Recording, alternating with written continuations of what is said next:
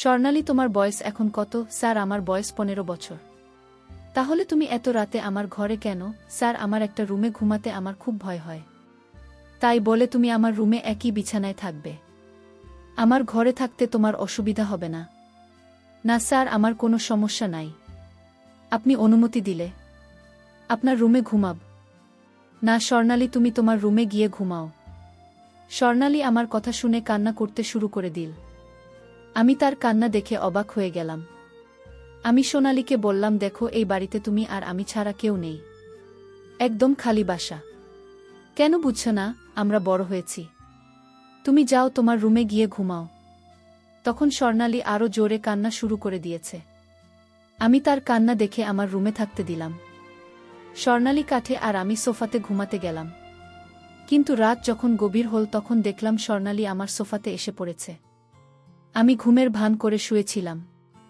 কিন্তু এই রাতে স্বর্ণালী আমার সাথে যা করেছিল তা শুনলে বন্ধুরা তোমরা ঠিক থাকতে পারবে না। তাহলে বাকিটা গল্পতে বলছি। আমার নাম অনিল। আমি কলেজে পড়তাম। আমি পড়াশোনায় খুব ভাল ছিলাম। কিন্তু আমার বাড়ির অবস্থা ততটা ভাল ছিল না। আমাদের পরিবারে শুধু আমি আর আমার মাই ছিলাম। বাবা আমার ছোটবেলাতেই মারা যান। আমার মা লোকেদের কাপড় সেলাই করে অনেক কষ্টে আমাদের সংসার চালাতেন। আমি বুঝতে পারতাম যে মায়ের সাহায্যের প্রয়োজন। তাই একদিন আমি সিদ্ধান্ত নিলাম যে আমি টিউশনি পড়ানো শুরু করব। এই কথাটা যখন আমি আমার স্যারকে জানালাম তখন স্যারের খুব ভাল লেগেছিল। তিনি আমাকে অনেক সাপোর্ট করেছিলেন। তার কারণে আমি টিউশন পেয়ে যাই আর পড়াতে শুরু করি। আমি দুপুর 3টার সময় ফ্রি হয়ে যেতাম। তারপরে বিকেল 4টা বাজলেইসবার বাড়িতে গিয়ে তাদেরকে 1 ঘন্টা করে টিউশনি পড়াতাম। আমার মা খুব খুশি হয়েছিলেন, কারণ এর কারণে আমাদের সংসারের অবস্থা কিছুটা ভালো হয়েছিল। এভাবেই দিন চলতে লাগল। একদিন আমার স্যার আমাকে বলতে লাগল যে, বাবা, আমার একটাই মেয়ে। ক্লাস 10-এ পড়ে, তুমি যদি ওকে পড়াও তাহলে আমার খুব উপকার হয়। স্যারের কথা শুনে আমি খুব অবাক হয়েছিলাম, কেননা তিনি তো নিজে একজন টিচার। তিনি তো নিজের মেয়েকে নিজেই পড়াতে পারেন। কিন্তু স্যার বলতে লাগলেন যে আমার মেয়ে খুব দুষ্টু, আমার কাছে পড়তে চাই না। যদি তুমি আমার মেয়েকে লেখাপড়া করাও তাহলে আমি তোমাকে অনেক টাকা বেতনও দেব। তার কথা শুনে আমি খুশি হয়ে গেলাম, কেননা আমি জানতাম তিনি খুব বড়লোক। তিনি অনলাইনে নিজের একটা বিজনেস চালান, যার কারণে তিনি আমাকে অনেক ভালো টাকা দিতে পারবেন। তাই আমি টিউশন পড়াতে রাজি হয়ে গেলাম। আমি স্যারকে বলে দিলাম যে, ঠিক আছে স্যার, 21 দিনের মধ্যেই আমি আপনাদের বাড়িতে চলে আসব। কিন্তু স্যার বললেন, তুমি আজ থেকে আমার মেয়েকে পড়ানো শুরু করো। যখন আমার কলেজ ছুটি হল তখন আমি স্যারের বাড়িতে চলে গেলাম। তিনি আমাকে ড্রয়িং রুমে বসালেন আর বললেন, আমি এখনই মেয়েকে পাঠিয়ে দিচ্ছি। আমি 23 মিনিট অপেক্ষা করলাম। এরপরে তার মেয়ে যখন ড্রয়িং রুমে এল তখন তাকে দেখে আমি খুব অবাক হয়ে গেলাম, কেননা সে এত সুন্দরী যে আমি নিজের চোখে বিশ্বাস করতে পারছিলাম না। আমার সামনে যে বসে আছে সে কোনো মেয়ে না, যেন কোনো পরী। মেয়েটি আমার সামনে এসে বসে পড়ল। এর আগে আমি মেয়েদের সঙ্গে তেমন একটা কথাও বলিনি। আমি কিছুটা লাজুক টাইপের ছেলে। আমার মা আমার লালন পালন খুব ভালোভাবেই করেছিল। আর আমার কোনো বন্ধু ছিল না। এই কারণে খুব সম্মানের সহিত সেই মেয়ের সঙ্গে কথা বলতে লাগলাম। কিছু সময় ওকে পড়াতাম। তারপরে বললাম যে আজকের জন্য এতটুকু অনেক। এটা বলেই আমি বাড়িতে চলে এলাম। কিন্তু আমার মাথা এখনও ওই মেয়েটার ব্যাপারে চিন্তাভাবনা করছিল। মেয়েটার নাম স্বর্ণালী, অপরূপ সুন্দরী। ওকে দেখে মনে হচ্ছিল না যে দুষ্টু টাইপের হবে। কিছুদিন এভাবে ওকে পড়াতে লাগলাম। এরপর একদিন আমি অবাক হয়ে গেলাম, কেননা আমি কিছু না জানিয়ে স্বর্ণালীদের বাড়িতে চলে গেলাম। সেখানে গিয়ে আমি স্বর্ণালীকে এমন অবস্থায় দেখলাম যে আমি তাড়াতাড়ি করে, কিন্তু যখন আমাকে দেখলে তাড়াতাড়ি করে ভিতরে চলে গেল। কিছু সময় পরে আমার কাছে পড়তে চলে এলো। সে বলল, আমার সামনে টেস্ট পরীক্ষা আছে, আর ওকে বললাম যে এই টেস্টে তোমার খুব ভালো নম্বর পাওয়া উচিত, কেননা আমি তোমাকে খুব ভালোভাবে সবকিছু বুঝিয়ে দিয়েছি। আমার কথা শুনে বলতে লাগল, না স্যার, আমার বায়োলজি খুব কঠিন লাগে। আমি খুব একটা ভালো নম্বর পাব না, কিন্তু পাশ করে যাব। ওর কথা শুনে আমি অবাক হয়ে গেলাম, কিন্তু ওকে বললাম, চলো ঠিক আছে, কিন্তু তুমি যদি ফেল করে যাও তখন কি হবে? তখনও বলতে লাগল, তাহলে স্যার আপনি আমাকে যে কোনো শাস্তি দিতে পারেন। ওর কথা শুনে আমি হাসি দিয়ে বললাম, ঠিক আছে, যদি তুমি ফিল করো তাহলে আমি তোমাকে শাস্তি দেব। এখন আমি অপেক্ষা করতে লাগলাম কবে ও টেস্টে ফেল করে আর আমি ওকে কোনো শাস্তি দিতে পারি। কেননা জানি না, আমার স্বর্ণালীকে রাগাতে খুব ভাল লাগত। তারপর একদিন ভগবান আমার কথা শুনে নিলেন। আরও টেস্টে ফেল হয়ে গেল। আমার মন খুশিতে নাচতে লাগল। কিন্তু আমি কপট রাগ নিজের মুখের উপর ছড়িয়ে স্বর্ণালীকে বলতে লাগলাম, এটা তুমি কি করে ফেলেছ? আমি তোমাকে এত ভালোভাবে পড়িয়েছি, কিন্তু তবু তুমি টেস্টে ফেল করে গেলে। ও বলতে লাগল, স্যার আপনি আমাকে যে শাস্তি দেবেন আমি মাথা পেতে নেব। আপনি আমাকে যা কিছু পড়িয়েছিলেন আমি সব কিছু ভুলে গেছি। কি করব, আমার বায়োলজি খুব কঠিন বলে মনে হয়। ওর সরল মনে আমাকে বলল। আমি তাকে বললাম, তোমাকে আগেই বলেছিলাম, মনে আছে? ও বলতে লাগল, আপনি আমাকে এটাই বলেছিলেন যে আমি যদি টেস্ট ভালোভাবে না দিই আর ফেল করি তাহলে আপনি আমাকে শাস্তি দেবেন। আমি ওকে বললাম, ঠিক আছে, তাহলে তোমার কি শাস্তি চাই? ও বলতে লাগল, আপনি আমাকে যে শাস্তি দেবেন। আমি একজন দিকে তাকালাম। আমরা দুজন ছাড়া এখানে কেউ নেই। আমার সাথে এত সুন্দরী মেয়ে ছিল আর তার সৌন্দর্যতা দেখে আমার মন বিগড়তে লাগল। অদ্ভুত অদ্ভুত চিন্তা আমার মাথায় আসছিল, যেন আমার উপরে শয়তান ভর করেছে। আমি ওকে আস্তে করে বললাম, ঠিক, তুই এদিকে আসো, আমি তোমাকে শাস্তি দিতে চাই। স্বর্ণালী খুবই সরল মনে আমার কথা মেনে নিল। আমার পাশে এসে বসে পড়ল। আমি ওকে জিজ্ঞেস করলাম, তোমার বয়স এখন কত? ও বলতে লাগলো যে আমার বয়স 15 বছর। স্বর্ণালী 15 বছরের আর আমি 21 বছরের। আমি ওকে বললাম, আমি তোমাকে যে শাস্তি দেব তুমি কি তোমার বাড়ির লোককে সেই শাস্তির কথা বলে দেবে? ও বলতে লাগলো, না স্যার, আমি আমার শাস্তির কথা কেন বলবো? যদি এটা বাবাকে বলি তাহলে বাবা তো আমার উপর আরও রেগে যাবে। কেননা আপনার পড়ানোর পরেও আমি আমার পড়ার দিকে ধ্যান দিতে পারিনি। আমি চুপ করে রইলাম। আমার মাথায় বাজে চিন্তা আসছিল, কিন্তু আমার মনে এটা করতে আমাকে নিষেধ করেছিল। কোথাও না কোথাও আমার মায়ের দেওয়া শিক্ষা আর সমাজ সংস্কার আমাকে থামিয়ে দিয়েছিল। এই কারণে আমি সিদ্ধান্ত নিয়ে ওকে বললাম যে না, আমি আজকে তোমাকে সাজা দেবে না, কিন্তু এর পরে যদি তুমি কখনো কোনো পরীক্ষা এরকম কোনো ভুল করো আর ফেল করে যাও তাহলে আমি তোমাকে নিশ্চয়ই শাস্তি দেব। আজকের মতো তোমাকে মাফ করে দিলাম। এই কথা শুনে ও খুব খুশি হয়ে গেল আর আমি আবার ওকে লেখাপড়া করতে লাগলাম। একদিন আমি কলেজ থেকে ফিরছিলাম। তখন রাস্তায় স্যারের সঙ্গে আমার দেখা হলে তিনি আমার কাছে এসে আমাকে বলতে লাগলেন, তোমার সঙ্গে আমার কিছু কথা আছে। আমি স্যারকে বললাম, স্যার আমি বিকেলে যখন আপনার বাড়িতে আসব তখন আপনারা আমাকে যা বলার আছে সেটা বলে দিবেন। এভাবে আমি বিকেলে স্যারের বাড়িতে গেলাম, কিন্তু তখন স্যার ব্যস্ত ছিলেন। কিছু সময় পরে স্যার বলতে লাগলেন, আমি তোমার সাথে স্বর্ণালীর ব্যাপারে কথা বলতে চাই। এটা শুনে আমি হতবাক হয়ে গেলাম যে হঠাৎ করে সোনালীকে নিয়ে আমার সাথে কথা বলবেন। কিন্তু স্যার বলতে লাগলেন যে অনিল, আমি চাই স্বর্ণালী কয়েকদিন তোমাদের বাড়িতে থাক। স্যার এই কথা শুনে আমি তো হতবাক হয়ে গেলাম যে তিনি এরকম কেন চান। স্যার বলতে লাগলেন, অনিল, আমি তোমাকে খুব বিশ্বাস করি, তুমি খুব ভালো ছেলে, তাই আমি চাই আমার মেয়ে তোমাদের বাড়িতে থাকুক।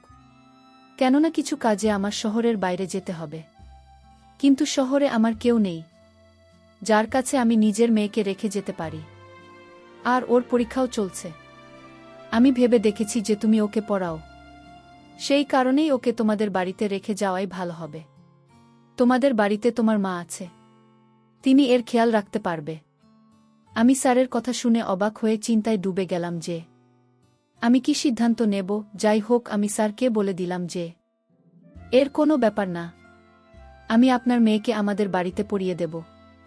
কিন্তু ভিতরে ভিতরে আমার মন খুব দুঃখ করছিল। আমি অনেক কষ্টে এই সিদ্ধান্ত নিয়েছিলাম। আমি ভাবছিলাম এটা কিভাবে সম্ভব হবে যে আমি স্বর্ণালীকে আমাদের বাড়িতে দেখেও কিভাবে আমার মনকে আটকে রাখব। এত সুন্দরী মেয়ে আমার বাড়িতে থাকতে চলেছে। তারপরে আমি মায়ের কথা ভাবলাম, তিনি তো বাড়িতে থাকবেন, আমি ওকে আমার মায়ের কাছে ঘুমোতে দেব। এটা ভেবেই আমি স্যারকে হ্যাঁ বলে দিলাম। এরপরে স্যার স্বর্ণালীকে তাড়াতাড়ি রেডি হতে বললেন। স্বর্ণালী নিজের সাথে একটা ছোট ব্যাগও নিয়েছিল। স্বর্ণালী খুব খুশি হয়েছিল। স্যার স্বর্ণালীকে বলতে লাগলেন, দেখ, তুই তো টিচারকে বিরক্ত করবি না। ইনি তো কে পড়াবে না রে না, আর মা তোর খেয়াল রাখবেন। আমি এদের উপর খুব ভরসা করি। কিন্তু আমি ভয় পাচ্ছি যে তুই টিচারকে বিরক্ত করবি। এই কারণেই আমি চাই তুমি তাকে বিরক্ত করবে না, আর পড়াশোনা ঠিকভাবে করিস।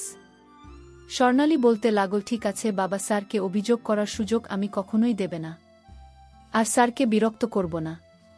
এভাবেই আমি সোনালীকে আমাদের বাড়িতে নিয়ে এলাম। আমার কাছে কোনো গাড়ি তো ছিল না। আমি আমার মোটর সাইকেলের পিছনে স্বর্ণালীকে বসিয়ে ওর ব্যাগ। স্বর্ণালীকে মোটর সাইকেলে করে বাড়িতে নিয়ে আসলাম। মা যখন দেখলেন তখন খুব অবাক হয়ে গেলেন। আমি মাকে সমস্ত কথা বললাম। মা আমাকে বললেন, এদিকে আয় বাবা, তোর সাথে আমার কিছু কথা আছে। আমি মায়ের রুমে গেলে মা বলতে লাগলেন, বাবা তুমি এটা কি করে ফেলেছিস? তুই জানিস তোর কাকাতো বোনের বিয়ে আছে, যেখানে আমাকে যেতেই হবে। তারা অন্য শহরে থাকে, তাই আমি 4-5 দিনের আগে সেখান থেকে আসতে পারবো না। আর এদিকে তুই এখন স্বর্ণালীকে নিয়ে এসে পড়েছিস। ও একা এখানে থাকবে কিভাবে? মায়ের কথা শুনে ভাবলাম, আমি তো ভুলে গেছিলাম যে তার তো একটা বিয়েতে যেতে হবে। এখন আমি কি করব? আমার খুব অদ্ভুত লাগছিল। কিন্তু আমি মাকে বললাম, তুমি এই সমস্যার কোনো একটা সমাধান বের করো। এখন এটা তো কোনোভাবেই করতে পারছি না যে স্বর্ণালীকে আবার ফিরিয়ে রেখে আসা। কেননা স্বর্ণালীর বাবা এতক্ষণে চলে গেছেন। আর যদি এখন আমি স্যারকে নিষেধ করে দিই, তাহলে স্যারের খুব খারাপ লাগবে। তাই একটা কাজ করি যে তুমি সেই বিয়েতে যাও, আর আমি স্বর্ণালীকে দেখে রাখব। ও খুব ভালো মেয়ে, আমার কোনো অসুবিধে হবে না। মা বলতে লাগলেন, না না, এটা কোনো মতেই করা যাবে না। পাড়ার লোকেরা বিভিন্ন কথা রটাবে। আমি মায়ের কথা শুনে রেগে গিয়ে বললাম, মা তুমি কবে থেকে পাড়ার লোকের কথা বিশ্বাস করতে শুরু করেছে? তুমি তো জানো আমার চরিত্র কেমন। তোমার কি নিজের ছেলের উপর বিশ্বাস নেই? তুমি এটাই করো যে তুমি বিয়ে বাড়িতে যাও আর সব কিছু আমার উপর ছেড়ে দাও। তোমার ছেলে এমন কিছু করবে না যাতে তোমার মান সম্মান নষ্ট হয়ে যায়। মায়ের আমার উপর বিশ্বাস ছিল, তাই তিনি আমার উপর বিশ্বাস করে বিয়েতে চলে গেলেন। এখন এই বাড়িতে শুধুমাত্র আমি আর আমার সাথে স্বর্ণালী ছিল। আমাকে জিজ্ঞেস করতে লাগল, স্যার আপনার মা কোথায় গেছেন? আমি ওকে মিথ্যে বললাম। রাত্রি হতে হতেই তিনি চলে আসবেন। আমি ওকে কিছুই বললাম না, শুধু এটাই বললাম যে মা কাজে গেছেন, তিনি তাড়াতাড়ি ফিরে আসবেন। আমি স্বর্ণালীকে লেখাপড়া করাতে লাগলাম। আমি ওকে বায়োলজি ভালোভাবে বুঝিয়ে দিলাম, কিন্তু ও কিছু বুঝতে পারল না। ও বলতে লাগল, স্যার কালকে তো ছুটি আছে, তাই আমাকে স্কুলে যেতে হবে, তাই না? এরপর এটুকু আপনি আমাকে কালকে পড়িয়ে দেবেন। তখন আমার মনে পড়ল, হ্যাঁ কালকে তো ছুটি আছে, তাই আমাকেও কলেজে যেতে হবে না, কেননা আমাদের কলেজও বন্ধ। রাতের খাওয়া দাওয়ার পরে আমি সোনালীকে বললাম, এখন তুমি ঘুমিয়ে পড়। কালকে ছুটি আছে, তাই সকাল সকাল আমি তোমাকে বাকি সব কিছু পুড়িয়ে দেব। স্বর্ণালী বলতে লাগল, ঠিক আছে স্যার। আমি ওকে মায়ের ঘর দেখিয়ে দিলাম, ও চলে গেল। কিন্তু হঠাৎই ও বলতে লাগল, স্যার আপনার মা তো এখনও এলেন না। তিনি কোথায় আছেন? আমি অনেক বাহানা বানিয়ে বলে দিলাম যে মা রাতে এসে পড়বেন, তিনিই কাছে গেছেন, খুব তাড়াতাড়ি ফিরে আসবেন। ও আমার কথা বিশ্বাস করেনি, কিন্তু ভিতরে ভিতরে আমি অস্থির ছিলাম। আমার এখন মনে হচ্ছে যে আমার এরকম করা উচিত হয়নি। আমার ওকে মিথ্যা বলা উচিত হয়নি, কিন্তু আমি বাধ্য ছিলাম, কারণ আমি চাইতাম না যে ও জানতে পারুক যে এই বাড়িতে আমরা দুজনে আছি, আর ওর মনে আমার জন্য একটা বাজে ধারণা তৈরি হোক। ও নিজের ঘরে গিয়ে শুয়ে পড়ল। তখন আমিও আমার রুমে শুয়ে পড়লাম। আমি গভীর ঘুমেছিলাম। হঠাৎ মাঝরাতে আমার মনে হলো যে আমার রুমের দরজা যেন খুলে গেল। ঘরের মধ্যে অন্ধকার ছিল, কিন্তু আমার মনে হলো যে কেউ আমার বিছানায় শুয়ে পড়েছে। এসব ভেবে আমার খুব ভয় লাগছিল। কিন্তু হঠাৎ আমার স্বর্ণালীর কথা মনে পড়ল। আমি তাড়াতাড়ি করে আমার ঘরের হালকা লাইটটা অন করে দিলাম।